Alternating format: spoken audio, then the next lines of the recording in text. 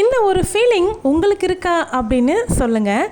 மாதம் சம்பளம் நல்லா தான் வருது, ஆனால் மாத கடைசியில் பணம் எங்கே போகுது அப்படின்னு தான் தெரியலை. ஒரு காலத்தில் எனக்கும் அப்படி தான் இருந்துச்சு. பெரிய பெரிய செலவுகளாலலாம் இந்த பிரச்சனை கிடையாது. நம்ம தினமும் தெரியாமல் செய்யக்கூடிய சின்ன சின்ன செலவுகளால் தான் இது நடக்கிறது. நான் ஒரு விஷயத்த புரிஞ்சுக்கிட்டேன். பணம் சேமிக்கணும்னா நம்ம அதிகமாக சம்பாதிக்கணும் அப்படிங்கிற அவசியம் கிடையாது.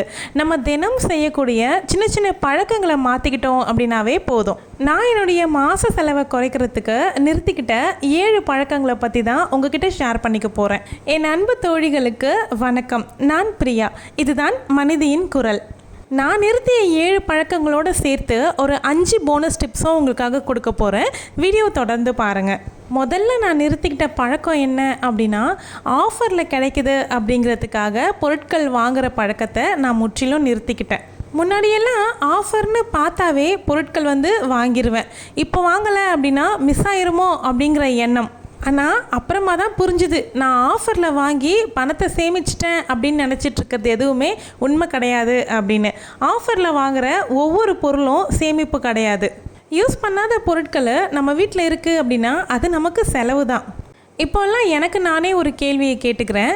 ஆஃபரில் இருக்குது அப்படிங்கிறதுனால வாங்குறேன்னா, இல்லைனா இந்த பொருள் எனக்கு உண்மையாகவே தேவையா? இந்த கேள்வி என்னுடைய வாழ்க்கையில் நிறைய மாற்றத்தை கொண்டு வந்துச்சு. அடுத்ததான் நான் மாற்றிக்கிட்ட பழக்கம் என்ன அப்படின்னா, ஒவ்வொரு தடவையும் கடைக்கு போய் வாங்குகிற பழக்கம். சமைச்சிக்கிட்டே இருப்போம், சடனாக உப்பு இல்லை அப்படிங்கிறதுக்காக கடைக்கு போவோம். கொஞ்ச நேரம் கழித்து பால் வாங்கணும் அப்படிங்கிறதுக்காக இன்னொரு தரம் கடைக்கு போவோம். இந்த மாதிரி நம்ம ஒவ்வொரு பொருளும் வாங்குறதுக்கு கடைக்கு போகும்பொழுது ஒரு பொருளுக்காக அப்படின்னு போயிட்டு 5 பொருளை வாங்கிட்டு வருவோம். இது நிறைய பேர் வாழ்க்கையில் நடந்திருக்கும். அதுக்காக தான் இப்போல்லாம் நான் ஒரு ஹேபிட்டை ஃபாலோ பண்ணுறேன். ஒரு லிஸ்ட்டை எடுத்துகிட்டு போகிறேன் அப்படின்னா அதை ஒரே தடவையாக முடிஞ்ச அளவுக்கு எல்லாத்தையும் வாங்கிட்டு வந்துடுறதுக்கு பார்த்துருவேன். நம்ம பொருட்கள் வாங்குறதுக்காக கடைக்கு போகிற எண்ணிக்கையை குறைச்சோம் அப்படின்னா தேவையில்லாத செலவும் நமக்குள்ளே குறையும்.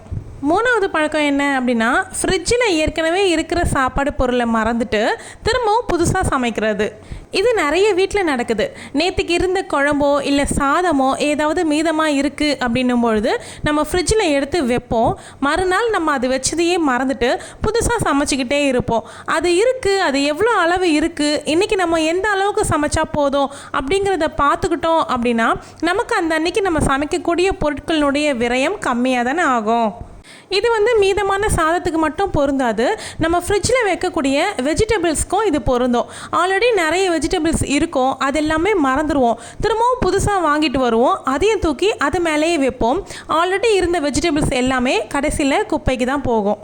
ஏதாவது 1-2 வெஜிடபிள்ஸை இந்த மாதிரி குப்பைக்கு போகிறது என் வாழ்க்கையிலையும் நடந்திருக்கு.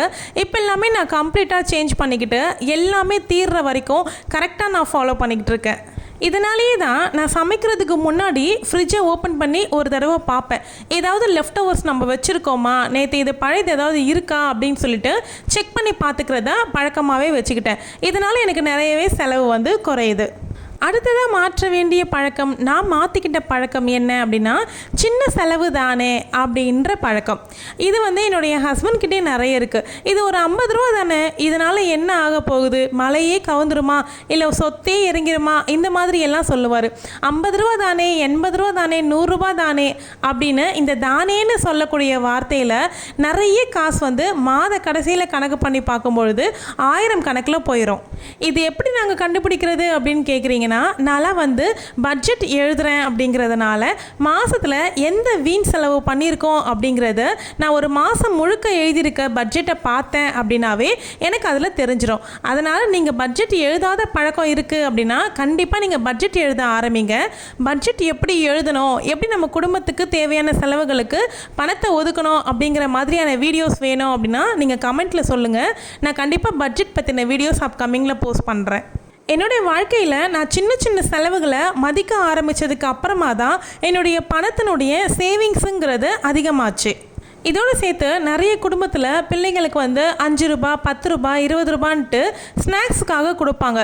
அந்த மாதிரி செலவுகள் எல்லாமே குழந்தைங்களுக்கு உடல் ஆரோக்கியத்தையும் கெடுக்கும், நம்மளுடைய பணமும் வேஸ்ட்டாக விரயமாயிட்ருக்கோம். அதுக்கு பதிலாக நம்ம வீட்டிலேயே ஏதாவது ஒரு ஸ்நாக்ஸ் அவங்களுக்கு செஞ்சு கொடுத்துக்கலாம். அடுத்து நான் சேஞ்ச் பண்ணிக்கிட்ட பழக்கம் தான் ரொம்ப ரொம்ப முக்கியமான பழக்கம். இப்போ காலகட்டத்துக்கு எல்லாருமே பண்ணிகிட்ருக்கக்கூடிய தவறை தான் நான் மாற்றிக்கிட்டேன். நம்ம வீட்டுக்கு வரக்கூடிய சொந்தக்காரங்க இல்லை தெரிஞ்சவங்க அக்கத்து பக்கத்து வீட்டுக்காரங்க இவங்க எல்லாரும் நம்மளை நல்ல சூப்பர் ஆஹா இவங்க வீட்டில் எல்லாமே இருக்கே அப்படிங்கிறது நினைக்கணும் அப்படிங்கிறதுக்காக செலவழிக்கிறது. அடுத்தவங்களை இம்ப்ரெஸ் பண்ணணும் அப்படிங்கிறதுக்காக நம்மளுடைய லைஃப்பை நம்ம அப்கிரேட் பண்ணிக்கிட்டே இருக்கிறது. இது சாதாரண நாட்களில் கூட பரவாயில்ல, கொஞ்சம் குறைவாக தான் இருக்கும். இதுவே நம்ம வீட்டுக்கு யாராவது வராங்க அப்படின்னா அந்த நேரத்தில் தான் புது துணிமணி வாங்குறது, புதுசாக டெக்கரேஷன் ஐட்டம்ஸ் வாங்கி வச்சு டெக்கரேட் பண்ணுறது, புதுசாக கண்டெய்னர்ஸ் வாங்கி வைக்கிறது, ஸ்நாக்ஸ் வாங்கி அதிகமாக குவிக்கிறது, பழங்கள் வாங்கி வச்சுட்டு அதை அதிகமாக வைக்கிறது, இதெல்லாமே அவங்க போகிற வரைக்கும் தான். அதுக்கப்புறமா அது எல்லாமே வீணாக தான் போகும். இந்த மாதிரி அடுத்தவங்களை இம்ப்ரெஸ் பண்ணணும் அப்படிங்கிறதுக்காக நம்ம செலவழித்தோம் அப்படின்னா நம்மளுடைய சேவிங்ஸ் தான் குறையும். அதுவே நமக்கு தேவை, உண்மையிலேயே நம்ம வாழ்க்கைக்கு அது தேவைப்படுது அப்படின்னும்பொழுது நம்மளுடைய கம்ஃபர்ட்டுக்காக வாங்குறதுங்கிறது வேறு விஷயம், அடுத்தவங்களை இம்ப்ரெஸ் பண்ணணுங்கிறதுக்காக வாங்குறதுங்கிறது வேறு விஷயம். ரெண்டுத்துக்குமான வித்தியாசத்தை நம்ம புரிஞ்சுக்கிட்டோம் அப்படின்னாவே நிறைய செலவுகளை தவிர்க்கலாம். அடுத்த பழக்கம் என்ன அப்படின்னா யூஸ் பண்ணாத பொருட்களை தூக்கி போடுறது. யூஸ் பண்ணாத பொருட்களை அதில் நான் பணம் கொடுத்து வாங்கிட்டேன் அப்படிங்கிறதுக்காக அதை வச்சுக்கிட்டே இருந்து அதை பார்த்து ஸ்ட்ரெஸ் ஆகி கவலைப்பட்டுக்கிட்டே இருக்கிறத காட்டிலும் அதை ஒன்ஸ் அப்புறப்படுத்திட்டோம் நம்ம எதிர்க்கிறது அப்படின்னா நம்ம அதை மறந்துடுவோம். அதை பற்றி நினச்சி நம்ம ஸ்ட்ரெஸ்ஸும் ஆக மாட்டோம்.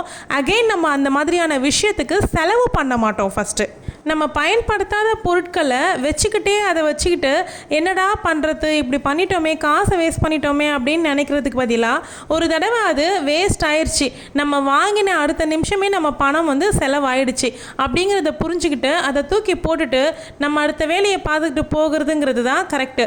இந்த மாதிரி நம்ம பழக்கத்தை கொண்டு வந்துட்டோம்னா திரும்பவும் நம்ம அந்த மாதிரியான தப்பை செய்ய மாட்டோம். அதனால் நம்ம பணம் அடுத்த தடவை செலவாகாமல் இருக்கிறதுக்கு ரொம்ப ஹெல்ப் பண்ணோம். நான் மாற்றிக்கிட்ட கடைசி பழக்கத்துக்கு பார்த்ததுக்கு அப்புறமா ஒரு 5 போனஸ் டிப்ஸ் உங்களுக்காக சொல்கிறேன். 7வது பழக்கம் என்ன அப்படின்னா ஒரு பிளான் இல்லாமல் ஒரு வாரத்தை ஆரம்பிக்கிறது. நான் எப்போத்துலேருந்து ஒரு வாரத்தை பிளான் பண்ணி ஆரம்பிக்கிறதுக்கு பழகிக்கிட்டேனோ அப்போத்துலேருந்து என்னுடைய பணம் நிறையவே மிச்சமாக ஆரம்பிச்சிச்சு. ஒரு மீல் பிளான் எழுதுறதா இருக்கட்டும், ஒரு க்ராசரிஸ்க்கு லிஸ்ட் எடுக்கிறதா இருக்கட்டும், வெஜிடபிள்ஸ் வாங்குறதா இருக்கட்டும், இதெல்லாமே ஒரு வீக்குக்கு தேவையானதை நம்ம பண்ணிட்டோம் அப்படின்னா நம்ம அடிக்கடி கடைக்கு போக மாட்டோம் பார்த்தீங்களா, அந்த இடத்துல நமக்கு பணம் மிச்சமாகும். மீல் பிளான் போடுறதுனால நமக்கு ஹோட்டல் செலவு நிச்சயமாக குறையும். நமக்குமே என்ன சமைக்கணும் அப்படிங்கிற தாட் இல்லாமல் ஏதாவது சிம்பிளாக செஞ்சுட்டு போயிடுவோம் அப்படிங்கிறது இல்லாமல் மீல் பிளானை நம்ம கரெக்டாக ஃபாலோ பண்ண ஆரம்பிப்போம். மீல் பிளான் எப்படி போடணும் அப்படின்னு நம்ம சேனலில் ஆல்ரெடி வீடியோ இருக்குது, செக் பண்ணி பார்த்துக்கோங்க. இந்த பழக்கங்களால் நமக்கு டைம் மிச்சமாகும், ஃபுட் வேஸ்ட் ஆகாது, பணமும் மிச்சமாகும். இதுக்கப்புறம் வரக்கூடிய டிப்ஸ் எல்லாமே போனஸ் டிப்ஸ். என்னன்றதை பார்த்துடலாமா? அதுக்கு முன்னாடி நான் தலையில் வச்சுருக்கிற பூ ஆர்டிஃபிஷியல் ஃப்ளவர்ஸு. நம்மக்கிட்ட இந்த மாதிரி 9 கலர்ஸ் அவைலபிள் இருக்குது. வேணுன்றவங்க ஸ்க்ரீனில் தெரிகிற வாட்ஸ்அப் நம்பருக்கு மெசேஜ் பண்ணிக்கோங்க. நிறைய பேர் சிஓடி அவைலபிளான்னு கேட்குறீங்க. சிஓடி அவைலபிள் இல்லை. நான் இப்போதைக்கு நம்மக்கிட்ட ஆன்லைன் பேமெண்ட் மட்டும்தான் பண்ணிக்கிட்டு இருக்கோம். நிறைய பேர் நம்பி ஆர்டர் போடுறீங்க. ட்ரஸ்ட் வச்சுருக்க எல்லாருக்குமே ரொம்ப ரொம்ப நன்றி. ஓகே, ஃபஸ்ட்டு போனஸ் டிப்ஸ் என்ன அப்படின்னா நமக்கு ஃப்யூச்சருக்கு பயன்படும் அப்படிங்கிறதுக்காக இப்போவே வாங்கி சேமிக்கிறது. இதை தங்கத்துக்கு மட்டும்தான் பொருந்தும் அப்படின்னு நான் சொல்லுவேன். வீட்டுக்கு தேவையான பொருட்கள், சமைக்கிறதுக்கு தேவையான பாத்திரங்கள், இதெல்லாமே நம்ம ஃப்யூச்சருக்கு தேவைப்படும்னு இப்போத்துலேருந்தே வாங்கி சேமிக்கிறத பண்ணவே கூடாது. என்னைக்காவது உதவும் அப்படின்னு நினச்சி தான் நம்ம வாங்குவோம். ஆனால் அந்த நாள் வரவே வராது. பரன் மேலேயே தூங்கிட்டு இருக்கோம் அந்த பொருள். கொஞ்சம் வருஷம் ஆச்சு அப்படின்னா வேஸ்ட் ஆக ஆரம்பிக்கும். திரும்பவும் தூக்கி போட்டுருவோம். நம்ம பணம் அந்த இடத்துலையே வேஸ்ட் ஆகிடுது. நெக்ஸ்ட் டிப் என்ன அப்படின்னா பிராண்ட் உள்ளது மட்டும்தான் நல்லாயிருக்கும் அப்படின்னு கண்மூடித்தனமாக நம்புகிறவங்க இப்போவும் இருக்காங்க.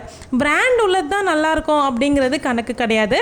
நம்ம ஒரு பொருளுக்கு 4 பொருளை கம்பேர் பண்ணி பார்த்து 4 கடையை கம்பேர் பண்ணி பார்த்து வாங்கணும் அப்படின்னாவே நல்ல தரமான பொருளை வாங்க முடியும். நெக்ஸ்ட் டிப் என்ன அப்படின்னா எக்ஸ்பென்சஸை ட்ராக் பண்ணாமல் இருக்கிறது, அதாவது பட்ஜெட் எழுதாமல் இருக்கிறது. இது நிறைய பேருக்கு ஒரு போரிங்கான விஷயமா இருக்கும். ஒரு 5 நாள் இல்லை 10 நாள் ஃபாலோ பண்ணுவாங்க. 11வது நாள்லேருந்து ஒரு 15 நாள் வரைக்கும் விட்டுருவாங்க.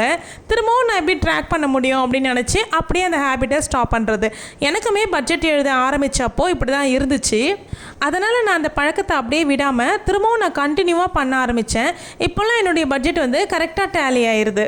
அதனால் உங்களுடைய ஒவ்வொரு எக்ஸ்பென்சஸையும் நீங்கள் ட்ராக் பண்ண ஆரம்பிச்சிங்க அப்படின்னா உங்களுடைய பணம் எங்கே போகுது அப்படிங்கிறத நீங்கள் கவனிக்க முடியும். நெக்ஸ்ட் ஹேபிட் என்ன அப்படின்னா மீஷோ, ஃப்ளிப்கார்ட், அமேசான் இந்த மாதிரி வந்து ஆப்பை வந்து அதிகமாக ஸ்க்ரால் பண்ணிக்கிட்டே இருப்பாங்க. சில பேர் வந்து போர் அடித்தாவே வந்து ஆப்குள்ளே போய் ஏதாவது ப்ராடக்டை பார்த்துக்கிட்டே இருப்பாங்க.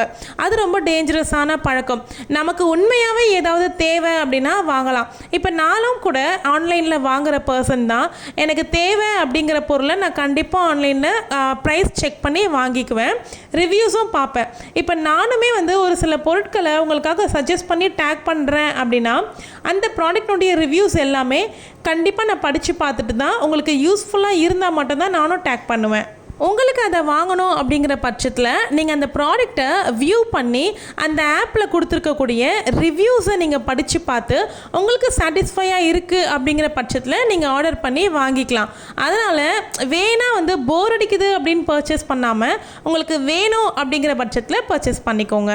நெக்ஸ்ட் டிப் என்ன அப்படின்னா, ஏதாவது ஒரு ஃபங்க்ஷன் அட்டன் பண்ணணும் அப்படிங்கிறதுக்காக புதுசாக ட்ரெஸ் வந்து பர்ச்சேஸ் பண்ணுறது. இது வந்து நிறைய பெண்கள் வந்து அதிகமாக பண்ணிகிட்ருக்காங்கன்னு நான் நினைக்கிறேன். அதுலேயும் வந்து ஈஸியாக இப்போ பர்ச்சேஸ் பண்ணுற ஆப்ஷன் வந்ததுனால நிறைய பேர் வந்து இப்போ இந்த தப்பை பண்ணிகிட்ருக்காங்க. ஏதாவது ஃபங்க்ஷன் வருது அப்படின்னா போட்ட ட்ரெஸ்ஸே போடக்கூடாது அப்படிங்கிறதுல ரொம்ப தீவிரமாக இருக்காங்க. என்ன பிரச்சனைன்னு தான் தெரியல. இப்போ ஒரு தடவை யூஸ் பண்ணிட்டோம் அப்படின்னா அந்த பொருளை வந்து அந்த ட்ரெஸ்ஸை இன்னொரு தடவை போடக்கூடாது அப்படின்னு ஏதாவது இருக்கா அப்படிங்கிறது தெரியல. நிறைய பேர் இப்போ இந்த மாதிரி தான் பண்ணிகிட்ருக்காங்க. ஒவ்வொரு ஃபங்க்ஷன் அப்படின்னா எல்லாமே புதுசாக தான் போடணும் அப்படின்னு நினைக்கிறாங்க. முன்னாடியெல்லாம் அப்படி கிடையாது. பட் நான் வந்து கண்டிப்பாக ரிப்பீட் பண்ணுவேன். சாரீஸாக இருக்கட்டும், சுடிதார்ஸாக இருக்கட்டும், கண்டிப்பாக ட்ரெஸ்ஸஸ் வந்து ரிப்பீட் பண்ணி தான் போடுவேன். நீங்கள் எப்படி அப்படின்னு கமெண்ட்டில் சொல்லுங்கள். நான் மாற்றின இந்த 7 பழக்கங்களாக இருக்கட்டும், எக்ஸ்ட்ராவாக சொன்ன இந்த போனஸ் டிப்ஸில் இருக்கக்கூடிய 5 பழக்கங்களாக இருக்கட்டும், எதையுமே வந்து ஒரே நாளில் நம்மளால் சேஞ்ச் பண்ணிக்க முடியாது. இதில் நீங்கள் என்னென்ன மிஸ்டேக்ஸ்லாம் பண்ணிக்கிட்டு இருக்கீங்க, உங்கள் லைஃப்க்கு எது ரிலேட் ஆகுது அப்படிங்கிறத கமெண்ட்டில் கண்டிப்பாக ஷேர் பண்ணிக்கோங்க. படிக்கிறவங்களுக்கும் யூஸ்ஃபுல்லாக இருக்கும். அவங்களும் அந்த மிஸ்டேக்ஸ் பண்ணுறாங்க அப்படின்னா கண்டிப்பாக திருத்திப்பாங்க.